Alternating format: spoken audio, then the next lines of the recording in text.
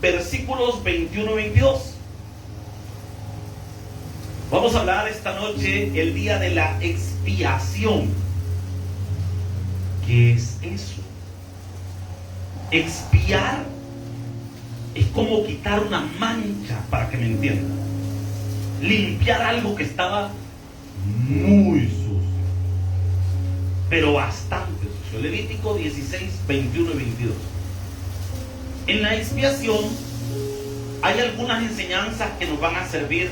Bueno, hay muchas enseñanzas, pero hay algunas que nos van a ayudar a entender el arrepentimiento, que nos van a ayudar a entender cómo es el mover de Dios y el carácter de Dios. Yo le he dicho a usted que cuando leemos la Biblia tenemos que utilizar tres formas o tres métodos básicos. El primero, el contexto histórico cultural de cada verso, de cada pasaje, de cada capítulo. Segundo, la aplicación de esta verdad hacia la doctrina, es decir, qué verdad de Dios me está enseñando este pasaje o cita bíblica. Y tercero, cómo esto va a afectar mi vida diaria. Porque no debo leer la Biblia como un simple libro de historia. Tengo que leer la Biblia como la palabra de Dios que transforma corazones. Amén. Levítico 16, 21, 22.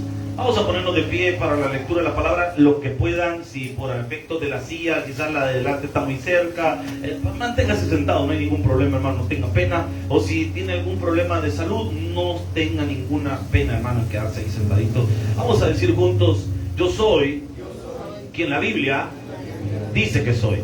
Leamos todos la palabra. Y pondrán sus dos manos sobre la cabeza del macho cabrío vivo, y confesará sobre él todas las iniquidades de los hijos de Israel, todas sus rebeliones y todos sus pecados, poniéndolos así sobre la cabeza del macho cabrío, y lo enviará al desierto por mano de un hombre destinado para esto. Y aquel macho cabrío llevará sobre sí todas las iniquidades de ellos a tierra inhabitada, y dejará ir al macho cabrío por el desierto. Padre, en el nombre de Jesús, hoy entramos a un terreno santo, a una palabra, Señor, que está muy relacionada con tu sacrificio. Queremos tener el discernimiento para entender el mensaje y poder estudiar esto, Señor, y poderlo atesorar, mi Dios, y aplicarlo correctamente a nuestra vida. Bendícenos, Señor, con una palabra para nuestro corazón. En el nombre de Jesús. Amén y amén. Pueden tomar su asiento, hermano. El día de expiación. En hebreo, el día de expiación se dice Yom Kippur. Esto pertenece a una de las fiestas solemnes de Israel. Repito, Yom Kippur. ¿Y qué significa Yom Kippur? Yom, la palabra Yom, que se escribe con I de payaso. ¿Saben cuál es la I de payaso? La Y, ¿verdad? La I de payaso, como usted le quiera decir, hermano. El Yom, I de payaso, Y, como usted le quiere llamar, o M. La palabra Yom significa día. Día de 24 horas. Es literal un día, 24 horas. Yom y Kippur quiere decir perdón o expiación o limpieza. Entonces el Yom Kippur es una fiesta judía donde se le transfiere los pecados del pueblo a un macho cabrío, a una oveja, para que me entiendan. Pero no era una, eran dos. Y le voy a explicar que esto tiene una representación directa con Jesús y su sacrificio. Ahora, ¿por qué dos ovejas? ¿Por qué dos machos cabríos? ¿Por qué? ¿Y cómo es que se le transfería el pecado a estos animales de manera simbólica? Recuerde, aquí hay varias cosas que hay que tener claras. La primera, todo el Antiguo Testamento es un símbolo de Jesús y del Nuevo Testamento. Repito, todo el Antiguo Testamento es un símbolo de Jesús y del Nuevo Testamento. Es bueno saber esto porque hay gente que desestima cosas porque dice, pero es que eso es del Antiguo Testamento. Hermano, el Antiguo Testamento tiene enseñanza para nosotros. La Biblia dice, toda la escritura es inspirada por Dios y útil para enseñar, redarguir al hombre de justicia. Quiero que le ponga atención a esto. Cuando Pablo dice toda la escritura, no está hablando del Nuevo Testamento, estaba hablando del Antiguo Testamento. Porque el Nuevo Testamento ni siquiera se había terminado de escribir. Entonces cuando Pablo dice toda la escritura es inspirada por Dios, está hablando del Antiguo Testamento. ¿Me está siguiendo, iglesia? Ahora, ¿qué quiere decir eso? Que todo lo que está en el Antiguo Testamento no lo debo desechar, debo aprender. Ahí hay mucha riqueza para mi vida. Por eso es que estudiamos estos libros del Antiguo Testamento. Ahora, el Yom Kippur es de suma importancia para la fe, porque el Yom Kippur está relacionado directamente con el sacrificio de Jesús, porque es el Cordero de Dios que iba a pagar por todos nuestros pecados. Ahora, Levítico 16 es la continuación de Levítico 10. Y si se recuerda, en Levítico 10 habían dos hijos de Aarón que intentaron hacer sacrificios y respetando la presencia de Dios, y Dios se los despachó. Entonces, históricamente, la narración de Levítico 16 es la continuación del capítulo número 10. Quiere decir que el capítulo 11, 12, 13, 14 y 15 son leyes, no historia, es leyes. La continuidad histórica va del 10 al 16. El paréntesis que hay desde el 11 al 15 son normas que Dios iba dando al pueblo de Israel, pero la continuación de narración va del 10 al 16. ¿Me está siguiendo, iglesia? Entonces, perfectamente podríamos leer el capítulo 16 después de haber leído el 10 y la historia sigue rectecita. Porque lo que continúa en el 11, 12, 13, 14 y 15 es una serie de normas relacionadas a la higiene y la preservación de la vida en Israel. Ahora, Levítico 16, la gente no podía entrar en ese momento a ofrecer sacrificio al tabernáculo de reunión, porque el tabernáculo había sido manchado por el pecado de los hijos de Aarón. Entonces necesita ser limpio del pecado de los hijos de Aarón. Y el Señor va a instaurar la fiesta de Yom Kippur para hablar de la restauración de la relación de Israel con Dios. Porque el pecado nos separa de Dios, pero el perdón y la misericordia nos unen al Señor. Amén, iglesia. Quiero que eso lo tenga muy presente, porque eso es todo lo que habla de este pasaje. Versículo 1. Capítulo 16, versículo 1. Habló Jehová a Moisés después de la muerte de los dos hijos de Aarón, cuando se acercaron delante de Jehová y murieron, porque la presencia de Dios es santa. Amén. Y la única forma en la que usted y yo nos podemos acercar a Dios es por medio de Jesús. No es por nuestra fuerza. Hay gente hoy en día que quiere jugar mucho con la presencia de Dios y se les olvida que la presencia de Dios es santa, debe ser respetada. No es algo que podamos tomar como un juego, hermano. La presencia de Dios es algo delicado y es algo de sumo respeto. Ahora, dice el versículo 2. Y Jehová dijo a Moisés: di a Aarón tu hermano que no en todo tiempo entre en el santuario detrás del velo, delante del propiciatorio que está sobre el arca, para que no, ¿qué dice la Biblia? Así que, mire, hermano, demos gracias a Dios que estamos en el Nuevo Testamento, hermano. Por eso es que algunos podemos pasar al altar a cantar, a orar, a predicar, pero si estuviéramos en el antiguo pacto, hermano, y anduviéramos medio guineo en la vida, aquí mismo nos despacha el Señor, hermano. Ay, o sea que Dios se las deja pasar a uno. No, hermano, se las cobra siempre, solo que no frente a toda la gente. Porque en aquel momento usted andaba torcido, andaba mal, se paraba aquí, se lo despachaba en el momento, hermano. Ahora, ¿qué hace el Señor? Nos tiene misericordia, pero no quiere decir que eso significa que podemos hacer lo que queremos. Significa que tarde o temprano la justicia de Dios nos va alcanzar. Ahora, sigamos. Y Jehová dijo a Moisés: di a Aarón tu hermano que no en todo tiempo entre en el santuario detrás del velo. O sea, no es cuando él quiere, es cuando Dios lo llama. Delante del propiciatorio que está sobre el arca, para que no muera, porque yo apareceré en la nube sobre el propiciatorio. ¿Qué es el propiciatorio? Explico. El arca del pacto es el símbolo de la presencia de Dios con Israel. Yo no sé si usted vio hace años una película que se llama Indiana Jones. ¿Han visto ustedes? Son pecadores como yo, hermano, que han visto Indiana Jones. Ahí, en una de las películas de Indiana Jones están en la búsqueda del arca perdida. Y hablan del arca de la alianza, del que habla la Biblia. El arca de la alianza era una caja como de 1 metro por 2, y en esa caja le iban a forrar de oro los israelitas, y en la parte de encima iban a hacer unas figuras angelicales, cuyas alas iban casi a toparse una con otra, no, iban a estar distantes, pero así iban a formar entre las alas, para que me entienda, como un corazón en medio de los ángeles.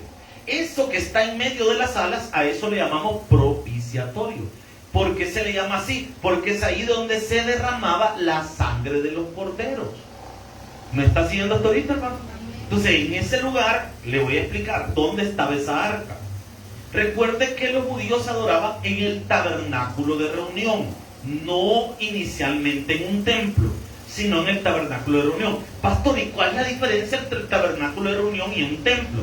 Que el templo fue construido por Salomón durante su reinado, pero antes de eso el pueblo adoraba en una tienda de campaña que el Señor le había ordenado a Moisés construir. Esa tienda se iba a llamar tabernáculo. Se le llama tienda de campaña porque era montable y desmontable. Como Israel andaba en el desierto, entonces eran telas, palos que se podían sembrar y de levantar la tienda. La tienda iba a tener 3 partes. Los atrios, digámoslo así, de la pared a aquí donde estoy parado serían los atrios. Aquí encontraríamos unos implementos donde se iban a hacer los sacrificios. Una como pileta, para que me entienda, de oro, donde los sacerdotes se lavaban. También íbamos a encontrar el altar sobre donde eran consumidos los holocaustos por el fuego. Y después encontrábamos propiamente el tabernáculo. El tabernáculo tenía 2 partes internas, el lugar santo y el lugar santísimo. A esto lo dividía un velo grueso de tela. ¿Me está siguiendo hasta ahorita, hermano?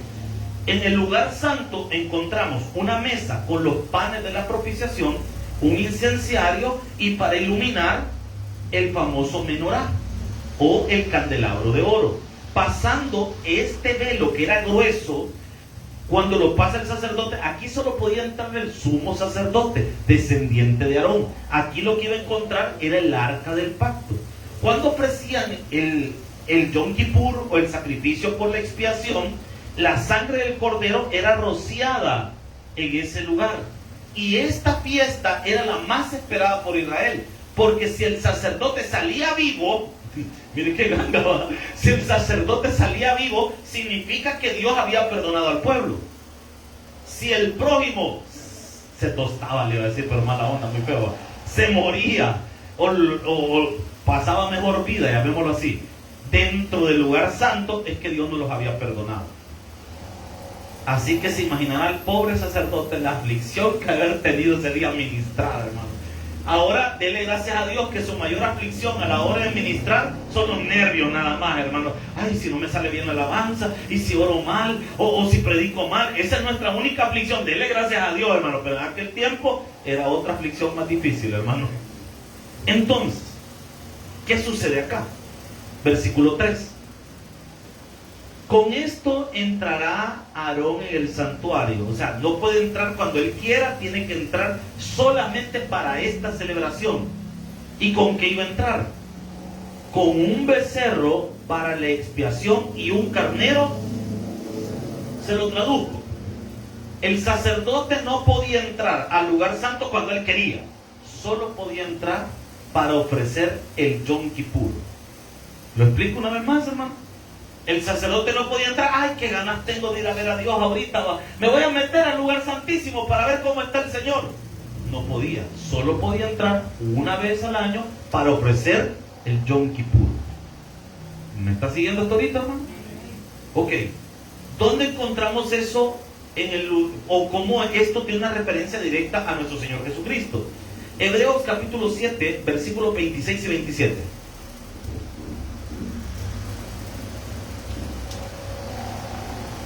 Cuando Jesús muere en la cruz del Calvario, Él va a presentar su sacrificio delante de Dios una sola vez y para siempre. Vea lo que dice la palabra. Hebreos 7, 26. Porque tal sumo sacerdote que dice la Biblia, nosotros no tenemos sumo sacerdote humano. Nuestro sumo sacerdote es Cristo, hermano. Cuando le pregunten a usted, ¿y por qué en la iglesia evangélica no tienen sacerdote? Usted dígale, discúlpeme, sí tenemos. Y se llama Jesucristo. No tenemos sacerdote humano, tenemos a Cristo como sumo sacerdote. Por eso la Biblia dice, porque tal sumo sacerdote nos convenía. ¿Y cómo era Cristo? Santo, inocente, sin mancha, apartado de los pecadores y hecho más sublime que los cielos. 27. Que no tiene necesidad cada día, como aquellos sumos sacerdotes, de ofrecer primero sacrificios por sus propios pecados y luego por los del pueblo. Porque esto lo hizo una vez, ofreciéndose. O sea que Jesús, Él ofreció un sacrificio eterno. En lugar de dar 2 corderos, ahora el sacrificio fue de Cristo de una vez y para siempre. Amén, hermano. Y aquí hay una gran bendición para nosotros. Le pregunto, ¿qué edad tenía usted cuando Jesús murió en la cruz del Calvario? Ni había nacido, el pastor tampoco. Es cierto que me veo algo, pero tampoco, ¿verdad? O sea, no, en la época no estaba ni por nacer. Exacto. Entonces, si usted y yo no estábamos ni por nacer, significa que no habíamos cometido pecados aún. Hoy había cometido pecados usted en el momento. No, si me había nacido. Entonces Jesús me perdonó de todos mis pecados. Antes que los cometiera, la deuda ya fue pagada. Amén. ¿Y qué significa eso? Cuando los cometí, obviamente yo estaba llevando mis pecados, pero entonces vengo a Cristo, lo confieso como Señor y Salvador personal, me arrepiento de mis pecados, le pido al Señor una nueva oportunidad, y aquí es donde viene el milagro del nuevo nacimiento. Usted y yo pasamos de muerte a vida, hermano. Ya no debemos nada. El Señor ya nos perdonó. Dígale, hermano, que tiene la paz, el Señor ya te perdonó. El Señor ya lo perdonó, hermano. Y algunos vivimos con la culpa. Es que yo he sido un bien malo. Es que yo he sido... Mire, cuando alguien vive con la culpa constante y dice, es que yo he sido bien malo, ¿sabe qué está diciendo? Primero, que el sacrificio de Cristo para él todavía no es válido. Porque si está diciendo que ha sido bien malo, significa para usted todas las cosas que el Señor ya le perdonó, no se las ha perdonado todavía. Porque usted todavía está cargando con eso. Segundo, ¿o será que todavía las está haciendo? Porque esa no sería otra cosa. Porque si siente el gran cargo de conciencia, quizás no es porque fue mi vieja vida, quizás es la vida actual. Entonces ahí sí, hermano, ahí sí hay que arrepentirse. ¿De qué tiempo es? De arrepentimiento, hermano. Estamos arrepentiendo. Si andamos medio pando, hermano, hay que enderezar la vida. Amén. En lugar de ver la vida ajena, veamos la nuestra, hermano. Puede ser que andemos panditos, con malas actitudes y cosas que no están bien. Ahora, quiero avanzar. Yo creo que esto que acabo de explicar, usted y yo ya lo sabemos. Quiero llegar al centro de eso. Porque lo controversial de este pasaje lo estamos a punto de ver. Porque este pasaje que estamos leyendo es un pasaje oscuro en la Biblia. ¿A qué le llamamos pasaje oscuro en la Biblia? A aquellos pasajes que son difíciles de entender. No, pastor, pero todo eso que ha dicho usted ahorita está clarito. Vea lo que vamos a leer ahorita. Versículo 6 del capítulo 16 del Levítico. Levítico 16:6. Amén. Aquí es donde la mente necesito que le pongan mucha atención a la Biblia y no se me distraiga, porque aquí es donde está algo bien complicado. Dice la palabra: y hará traer a Aarón el becerro de la expiación, es decir, el animalito que se va a sacrificar en el Yom Kippur, que es suyo, y hará reconciliación por sí Todos los sacerdotes, antes de practicar el Yom Kippur, tenían que pedir primero perdón por sus propios pecados. Eso es lo que está diciendo la carta a los Hebreos. Y que por eso el servicio de los sacerdotes levíticos y arónicos no era el que más nos convenía, porque el sacerdote levita era pecador, el arónico también. Entonces necesita primero ser limpio de sus propios pecados para poder ministrar a otros. En cambio, Jesús no necesitaba pedir perdón por sus pecados porque él no pecó. Por eso nos convenía más su sacerdocio. Ahora, versículo 7. Después tomará los 2 machos cabríos. O sea que ¿cuántos llevamos ahorita? 3.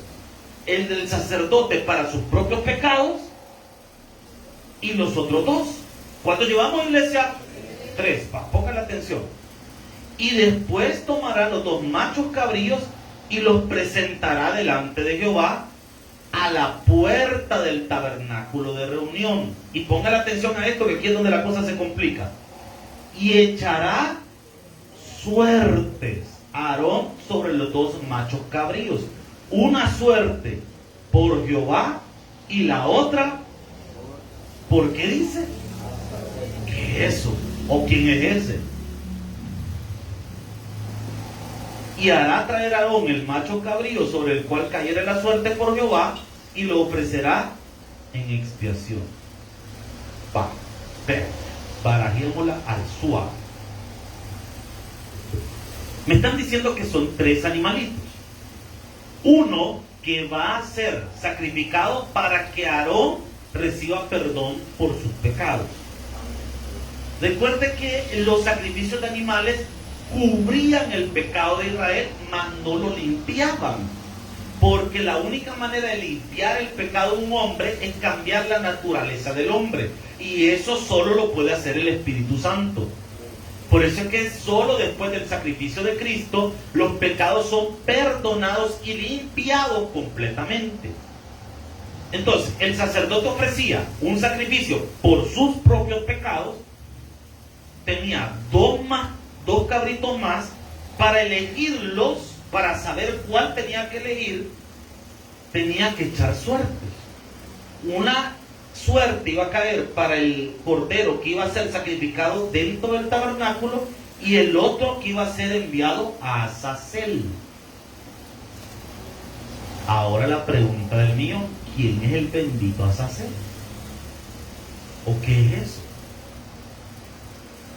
Según algunas personas, Azazel, algunos dicen que era un ser espiritual, decían algunos.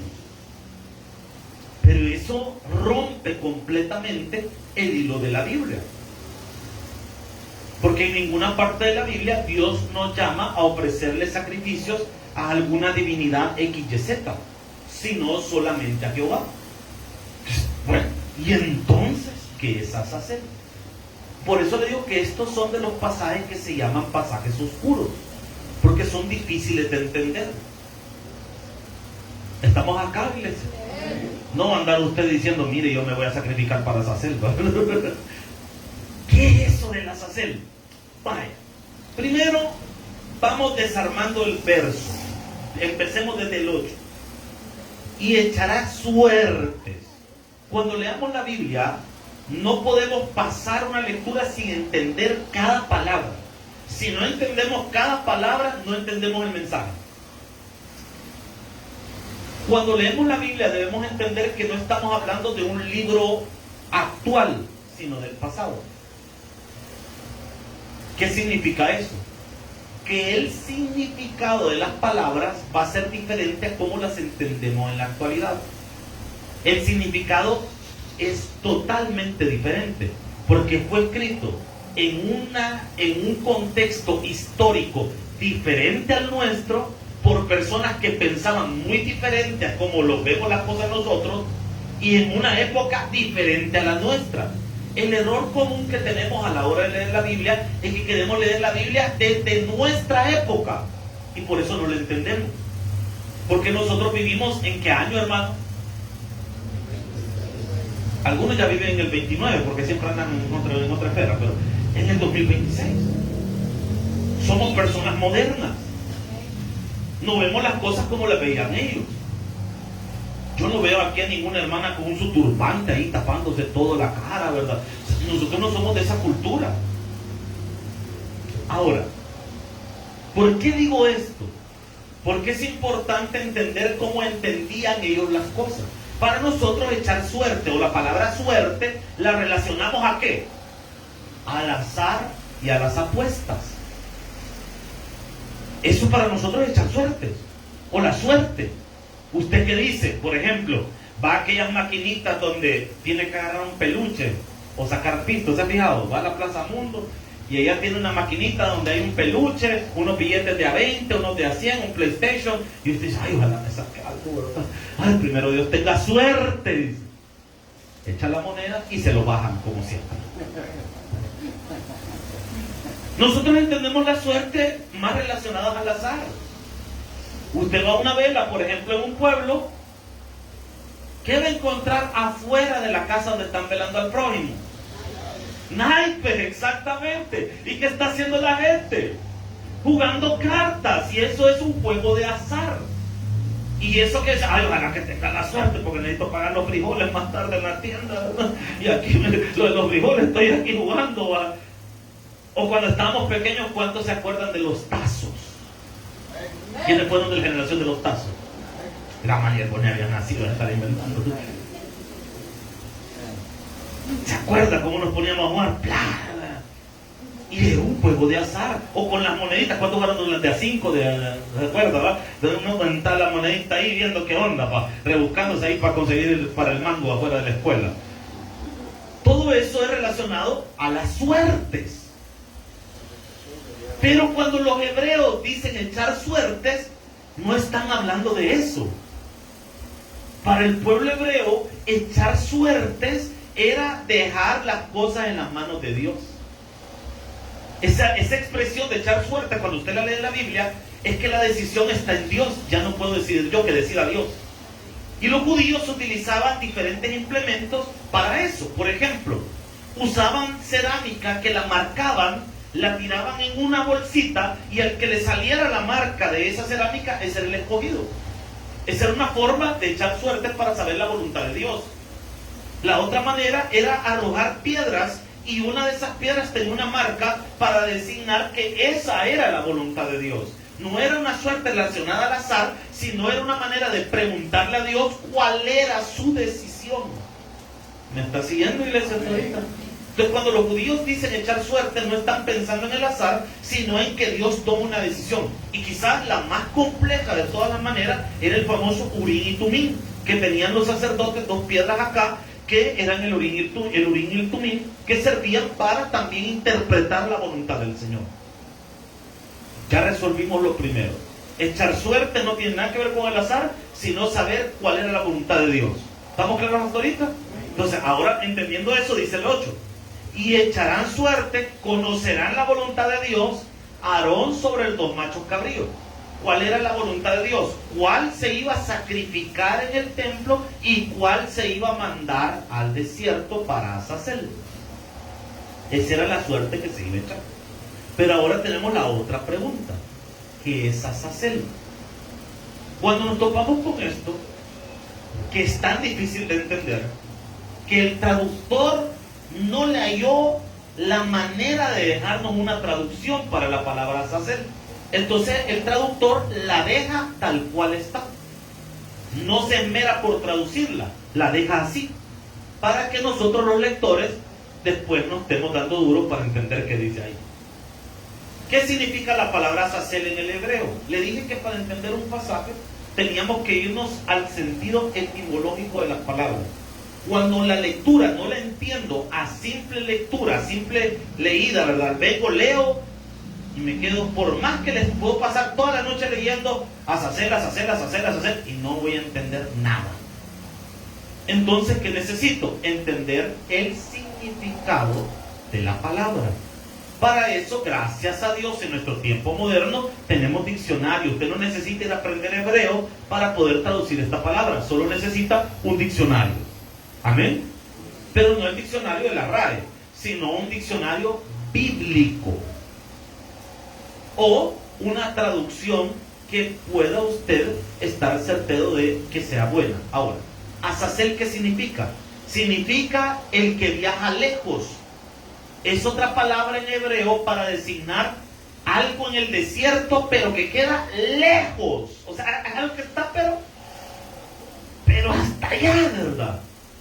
Como que me entienda, hermano, cuando usted le dice, ¿y a dónde vas a ir? A San Miguel.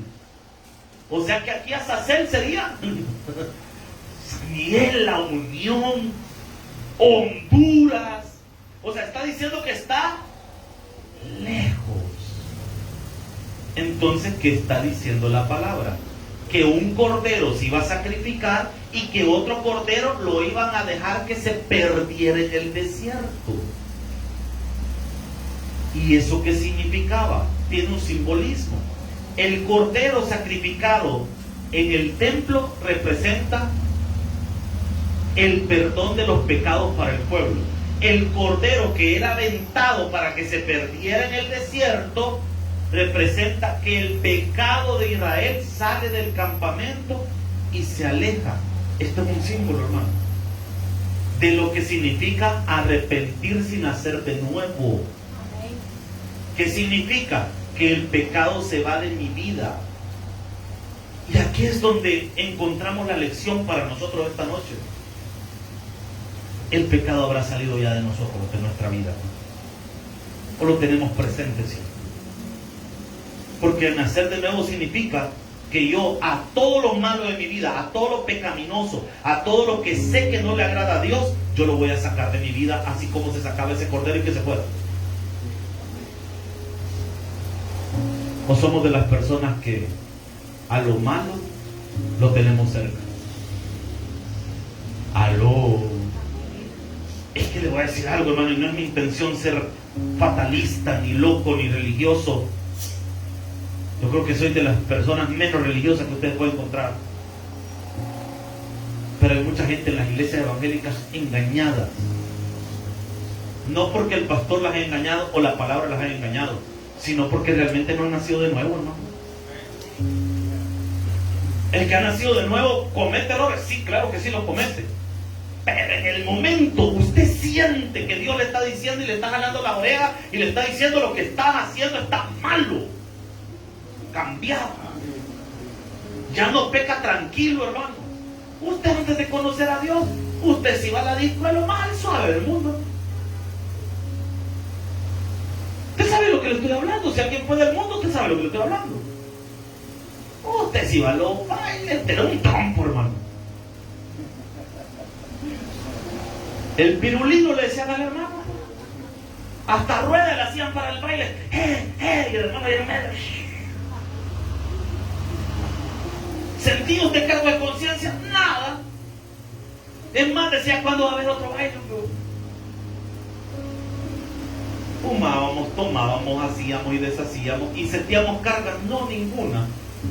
Nada. ¿Qué carga va a ser? Nada. Pero ahora con Cristo, como que hay algo en su corazón que cambió. Y usted sabe, cuando hace algo malo, todos los que son creyentes acá me van a entender perfectamente. Y si usted no me entiende lo que le estoy diciendo, quiero decirle que es necesario nacer de nuevo.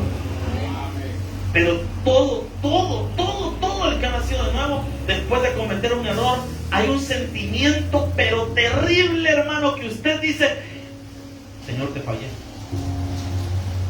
Y usted siente esa carga adentro, hermano. Usted se siente sucio, no se siente a gusto, no se siente bien. Usted siente aquello en la cabeza, como Dios comienza a decirle, ¿por qué lo hiciste? ¿Por qué me fallaste? Si ya sabías que no tenías que hacer eso. ¿Qué significa eso? Que usted ya tomó al cordero, ya no dejó ir, que se va a derrotar. Volvemos a caer porque somos seres humanos, fallamos. Pero ya no está a gusto usted. Usted siente que tiene que cambiar, no se siente bien, pero usted se siente muy cómodo haciendo y deshaciendo en su vida. Creería yo que quizás es necesario nacer de nuevo. Si usted abiertamente hace cosas que sabe que están en contra de Dios y las hace con toda la libertad del mundo, sin sentir una pizca de remordimiento o de arrepentimiento, porque no es lo mismo arrepentimiento que remordimiento. Porque el remordimiento, bueno, se lo defino, remordimiento según el diccionario, es inquietud, pesar interno que queda después de realizar lo que se considera una mala acción. Me queda un pesar, un dolor que hice algo malo. Pero el arrepentimiento se define como sentirse disgustado, se está molesto contigo mismo, apenado por algo hecho o dejado de hacer. En pocas palabras, quiere decir cambiar de opinión respecto a una decisión previa. Decidí hacer algo malo, pero mi corazón, guiado por el Espíritu de Dios y su palabra, provoca en mí un arrepentimiento. Y digo, esto jamás lo voy a volver a hacer. Pero eso solo lo puede decir alguien que ha nacido de nuevo. Cuando te propones cambiar en tu vida, cuando usted después de haber cometido un error se ve al espejo y dice, ¿cómo es posible que haya hecho eso después de todo lo bueno que Dios ha sido conmigo? Aló, iglesia. El Yom Kippur, hermanos, es un día donde Israel recuerda que necesita un Salvador. Y ese Salvador fue, es y será siempre Cristo Jesús, hermano. El Yom Kippur me enseña que yo tengo que cambiar de verdad, no decirlo, provocarlo, el cambio en mi vida. Porque no puedo decir que soy creyente y seguir viviendo como que si no conociera a Dios. Salmos 103, versículo 12. Hablando de ese cordero que era enviado a perderse en el desierto. O sea, del cordero que simbolizaba el pecado de Israel.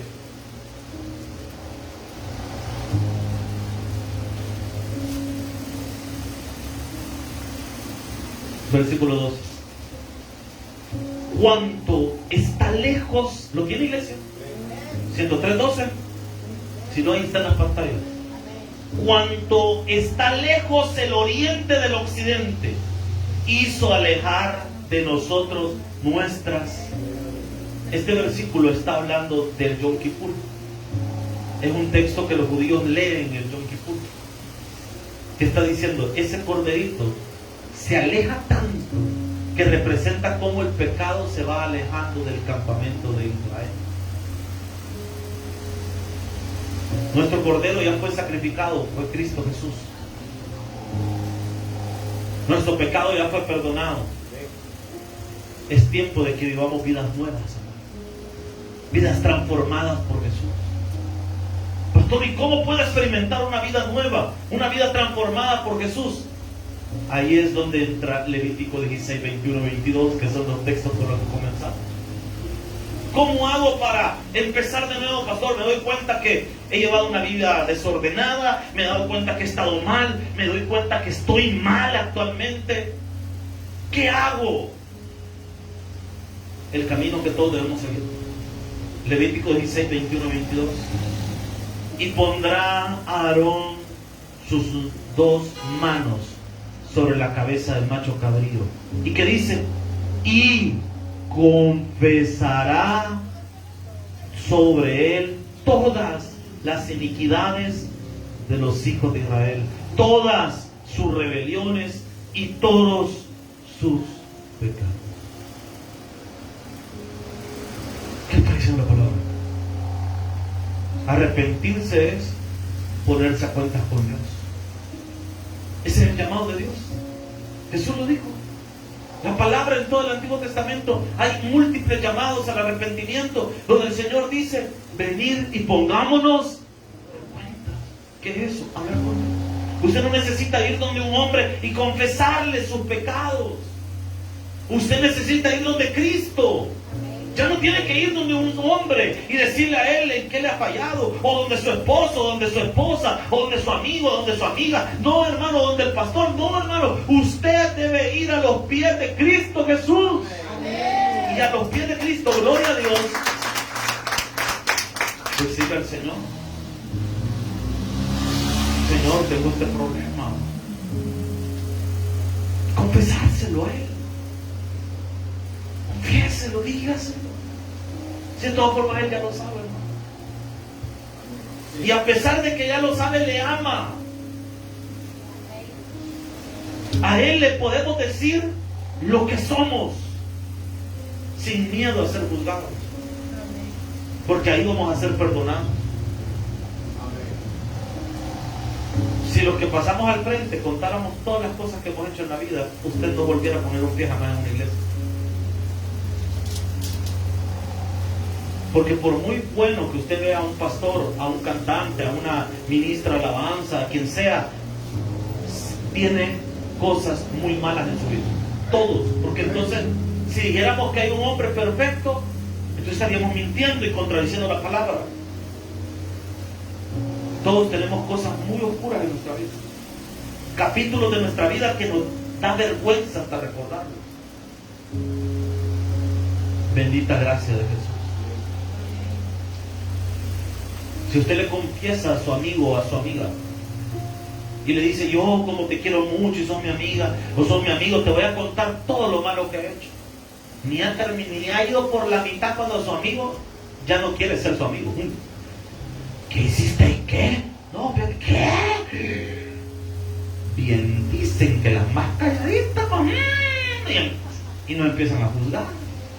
Ni he dicho la mitad ni la verdad de todas las cosas, cuando le aseguro que quien lo está oyendo ya tiene ganas de irse corriendo a ponerle el dedo.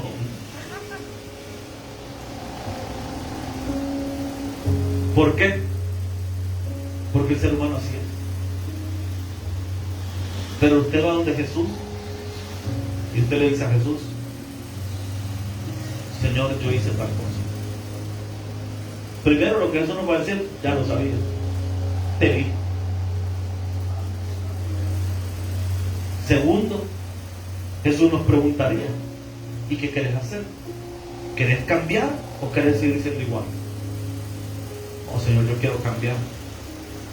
Entonces la sangre de Cristo va a comenzar a hacer su efecto en nosotros. Pero tengo que aceptar que me equivoqué. ¿Por qué muchos de nuestras familias no avanzan? ¿Por qué no nos hemos puesto a cuentas con Dios, hermano? ¿Por qué no hemos confesado nuestros pecados? El que confiesa los pecados y se aparta, dice la Biblia, alcanzará misericordia, será perdonado. Pero muchos de nosotros, hermanos, el pecado lo hemos ocultado y lo tenemos ahí con nuestras rebeliones y estamos en derrota tras derrota, tras derrota, tras derrota. No avanzamos en nada, las deudas nos absorben, hermanos, la tristeza nos llena y sentimos que no salimos adelante. Es porque hay algo que corregir. ¿Qué le pasó al pueblo de Israel? Derrotaron a Jericó, una victoria increíble, pero había un mandamiento que Dios le dio a Israel. ¿Cuál es ese mandamiento? No tomen nada, todo será holocausto a Jehová. Es decir, todo iba a ser quemado. Pero hubo uno del campamento del pueblo que decidió agarrar un lingote de oro y un manto que estaba ahí. Y lo que hacemos todos los que hemos pecado en la vida: abrimos un hoyo en nuestra vida, le ponemos un tapete llamado religiosidad y queremos tapar el sol con un dedo.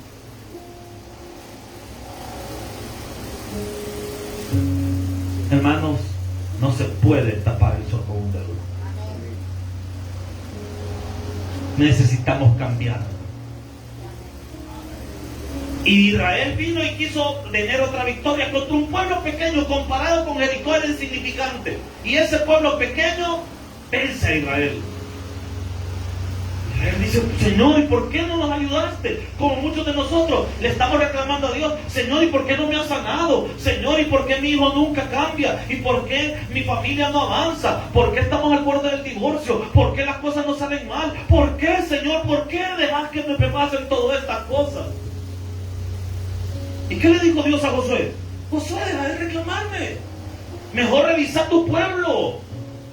Lo mismo nos dice el Señor ahora a nosotros: deje de reclamarme, dice el Señor. Revisa tu vida. Aló, iglesia. Dejemos de reclamarle a Dios que por qué las cosas no me salen bien, que por qué no tengo victoria, por qué no venzo. No, hombre, hermano, revisemos cómo tenemos nuestra vida.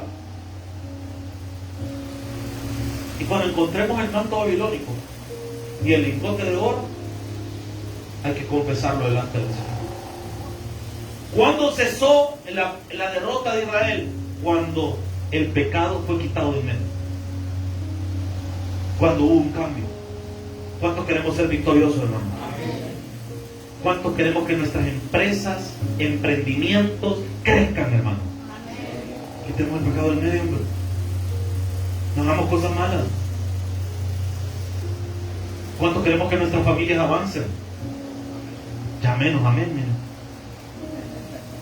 No, por mí que esto termine ya, pastor. O sea, ¿qué dice la palabra? Y pondrá Aarón sus dos manos sobre la cabeza del macho cabrío y confesará delante de Dios al Señor sobre él todas las iniquidades de los hijos de Israel. Hay una plática pendiente con Dios, de usted y yo con él. Ahí no tiene que estar nadie más, ahí no tiene que estar ni los tíos, ni los abuelos, ni los hijos, ni nadie. Usted solo con Dios. Y decirle al Señor, Señor, tengo que decirte varias cosas.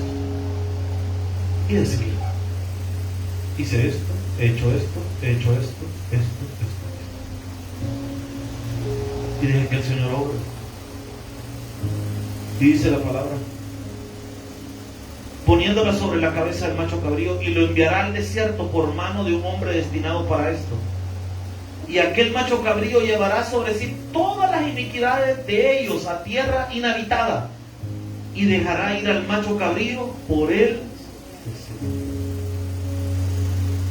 Hay cosas que hay que soltarlas esta noche, hermano. Si queremos ver la bendición de Dios, hay que soltarlas esta noche. Ese mal carácter te está llevando a la muerte. Ya comenzaste a padecer del corazón, ya comenzaste a tener problemas renales, ya comenzaste a tener problemas de la glucosa. ¿Qué estás esperando para cambiar? Pero no queremos cambiar, queremos seguir siendo el trago y que así soy enojado y quieto. Cuando tengas un cáncer encima, por no cambiar, porque consideras que así eres, yo pregunto, ¿será necesario llegar hasta ese punto, hermano? ¿Será necesario llevarle la paciencia a Dios al límite? ¿Por qué no cambiar ahora antes que las cosas se empeoren, hermano? Aló. Amén. No, es que mire, la culpa la tiene mi esposo. Mira, antes de echar la culpa a alguien más, mejor comencemos con nosotros, hermano. Seamos responsables, hombre. Es que mis hijos se perdieron por no, hermano, discúlpeme, pero cada quien tiene que ponerse a cuentas con Dios. Hablemos con Dios. Él es el único que nos puede ayudar, hermano. Yo no sé qué situación estés pasando en tu vida, pero este día hay que buscar el arrepentimiento. Hable con Dios en lo secreto. No lo tiene que publicar en redes sociales, no lo tiene que poner, hermano, en un estado de Facebook. Hable con Dios en lo secreto, enciérrese en su cuarto, vaya al baño, encierre, póngale llave y ahí ponga una alabanza y dobléguese delante de Dios, hermano, y confesémosle todas nuestras rebeliones y volvámonos a Dios de corazón, hermano. Amén. Tomemos una decisión ya. No podemos seguir otro año entre dos caminos, entre estar con Dios y no estar con Él. Creo que es tiempo ya de tomar una decisión. Es como que usted tenga unos 15 años de casado y usted diga, yo no sé si soy la mujer para mí. 15 años de casado con 4 hijos encima. Yo no sé si lo nuestro conviene. No, hermano, ya no es para él. Aló. Es como que después de 30 años de casado venga su esposa y le diga, ay, yo no sé si estoy enamorada de otro o otro. Y ahorita ya, ¿para qué? O sea, eso lo hubiera dicho hace 15 años atrás, hija. Aló, hermano. Se debe definirse. Es como que me diga, ¿y usted de qué equipo de fútbol es? Yo soy del Real y del Barça juntos. ¿Y este? ¿Qué onda? O sea, yo no soy otro, pero no puede estar en medio. O como como que alguien diga, ¿y usted qué es, hombre o mujer? A saber. Depende de quién pregunte. Digo, guarda, hermano. No. O sea, usted tiene que definirse, o es una cosa o es otra. Ahora, estamos en un punto en la vida donde hay que definirnos, hermano. O vamos a estar con Cristo o no vamos a estar con Cristo, pero en medio no podemos estar. Hay que tomar una decisión ya, hermano. Si vas a estar con Jesús, dale con todo, hermano. Métete con Dios, orá, métete a leer la Biblia, a aplicar la Biblia a tu vida, aprender a tener fe, caminar por la fe y vas a ver la gloria de Dios en tu vida. Gloria a Dios. Pero si no querés estar con Cristo, entonces definite de una vez. Pero no podemos disfrutar dos cosas. O somos una o somos la otra. No las dos. Hermanos, eso le dijeron a Israel muchas veces. Que tomara una decisión ya. Se lo dijo Josué, se lo dice Elías, se lo dijo Jesús, se lo dicen los apóstoles. Creo que es tiempo de tomar decisiones. Que no se te vayan los años sin tomar una decisión. Es necesario hoy tomar una decisión. Si sigo o no sigo a Cristo. Porque Él me ha dado perdón y vida eterna. Un fuerte aplauso al Señor. Gloria a Jesús. Padre, te damos gracias, Señor, por la enseñanza del día de la expiación. Donde aprendemos, Señor, que pedirte perdón no es solo de diente a labio, Señor, sino que es una decisión del alma. Donde le decimos adiós a las cosas que no te agradan, Señor. Y vamos a luchar por no caer en esas cosas, Señor. Aunque nos gustan, aunque la carne le es gratificante algunas cosas, Señor. Pero vamos a tomar la decisión de caminar diferente, de andar diferente, de tener un porte diferente y de actuar diferente. Pero en esta hora, en el nombre de Jesús, queremos orar por los amigos. Si hay alguien sin Jesús esta noche, si hay alguien que no ha recibido a Jesús, este es el momento de recibirle como tu Señor y Salvador. Para alguien esta noche, Señor, que puedas venir a los pies de Cristo. Pero esta noche siento en mi corazón hacer una oración especial para aquellas personas que nos queremos poner a cuentas con Dios. Que quizás hace un par de años recibimos a Jesús, pero nos hemos desviado en el camino. Tomamos decisiones equivocadas. Hemos hecho cosas que no han agradado al Señor. Pero hoy queremos volver de corazón a Cristo. Esta es una oportunidad de oro que el Señor nos está dando para ponernos a cuenta.